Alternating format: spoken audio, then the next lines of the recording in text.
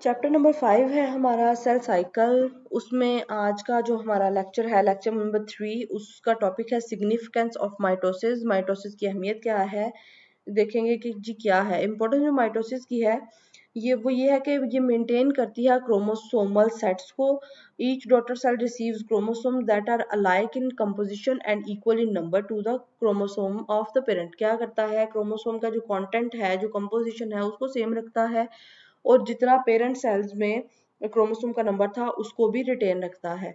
कुछ नेक्स्ट हम देखेंगे, कुछ ओकेजन्स हैं जो एनिमल्स की लाइफ में होते हैं। Mitosis, development and growth.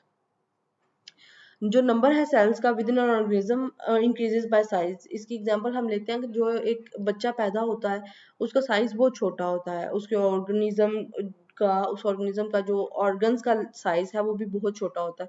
जैसे जैसे इंसान ग्रो करता जाता है, बड़ा होता है, तो वो उसके ऑर्गन्स, उसकी पूरी बॉडी डेवलप करती है और वो बड़ा इंसान बनता है, तो वो भी माइटोसिस के थ्रू ही प्रोसेस होता है। This is the basis of development of multicellular body from a single cell. और अगर हम बर्थ से पहले का देखें तो भी सिंगल सेल से, एक जाइगोट से पूरे का पूरा ह्यूमन बॉडी बन जाना, मल्टी सेलुलर बॉडी बन जाना भी इसी की एक एग्जांपल है। ये फर्टिलाइज्ड एग, 2 सेल स्टेज, फिर 4 सेल स्टेज, फिर 2 से 4 बने, 4 से 8 बने, 8 से 16, फिर ये ब्लास्टोसिस्ट बना, फिर फीटस, 10 वीक फीटस, फिर 16 week foetus and whole baby बन गया। और ये 20 वीक फीटस नजर आ रहा है हमें। उसके बाद अगर देखें सेल रिप्लेसमेंट, सेल रिप्लेसमेंट की हमारे पास सबसे जो कॉमन एग्जांपल है वो ये कि जब किसी को कोई कट लग जाए, कोई डैमेज हो जाए, तो उसकी जगह पे जो डैमेज सेल थे उनकी जगह पे नए सेल आना शुरू हो जाते हैं। अगर कोई स्किन है, किसी की स्किन उतर गई तो उसकी जगह पे नई स्किन आ जाती है, वो भी थ्रू माइटोसिस ही होता है। In some body parts, for some example skin या हो गया या डाइजेस्टिव ट्रैक हो गया, सेल जो है वो constantly slowed of and replaced by new ones. हमारी जो स्किन है इस पे से भी सेल्स उतरते रहते हैं और नए बनते रहते हैं। न्यू सेल्स जो है वो माइटोसिस से बनते हैं और एग्जैक्ट कॉपीज होती हैं पेरेंट सेल्स की। सिमिलरली जो रेड ब्लड सेल्स हैं उनकी जो लाइफ स्पैन है वो बहुत थोड़ी है, मतलब एक सेल 4 महीने जिंदा रहता है, 4 महीने के बाद नया सेल बनता है, फिर नया सेल बनता है। तो ये सारा प्रोसेस होता है माइटोसिस के थ्रू। रीजनरेशन का भी प्रोसेस होता है। कुछ ऑर्गेनिजम्स ऐसे हैं जो अपने बॉडी पार्ट्स को रीजनरेट कर लेते हैं। The production of new sales is achieved by mitosis. For example जैसे सी स्टार है, वो अपने जो उसका अगर कोई बाजू है वो कट जाए या उतर जाए तो वो उसको रीजनरेट कर लेती है। तो ये भी माइटोसिस की वजह से ही होता है। जैसे ये इसका बाजू कटा और इसने नया रीजनरेट कर लिया और ये सेल डिवीजन की वजह से हुआ था।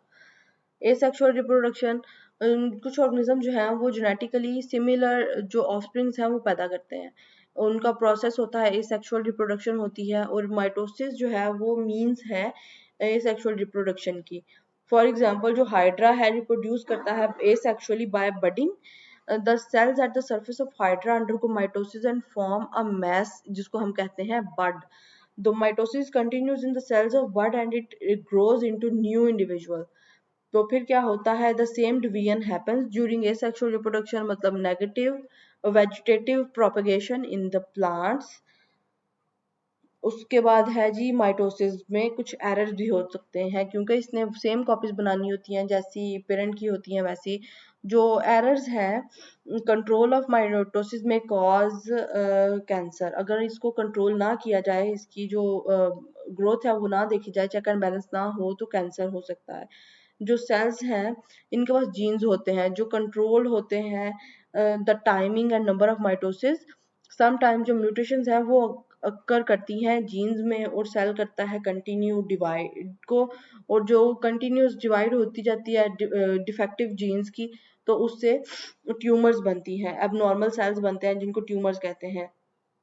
जो ट्यूमर्स हैं वो अपनी ओरिजिनल प्लेस पे रहें तो उनको हम बिनाइन ट्यूमर्स कहते हैं। बट अगर वो इर्द गिर्द के टिश्यूज को, दूसरे ऑर्गन्स को इफेक्ट करना शुरू कर दें तो उनको हम मैलिग्नेंट कहते हैं। And their cells are called as cancerous cells क्योंकि वो एक जगह से दूसरी जगह ट्रेवल करते हैं। ट्यूमर जो है वो सेंड कैंसर सेल्स स्कैन करते हैं, दूसरे जो ऑर्गन है उधर तक सेल्स को भेज देते हैं, वहां पे जाके भी वो ट्यूमर कॉज करता है, वो हम कैंसर कॉज करते हैं। तो ये जो है वो सीरियस किस्म की कंडीशंस को बनाते हैं। तो इस फिनोमेना को हम कहते हैं मेटास्टेसिस, और मेटास्टेसिस कहते हैं किसी भी बीमारी को जो स्प्रेडिंग हो, जो एक जगह से दूसरी जगह फैलती हो।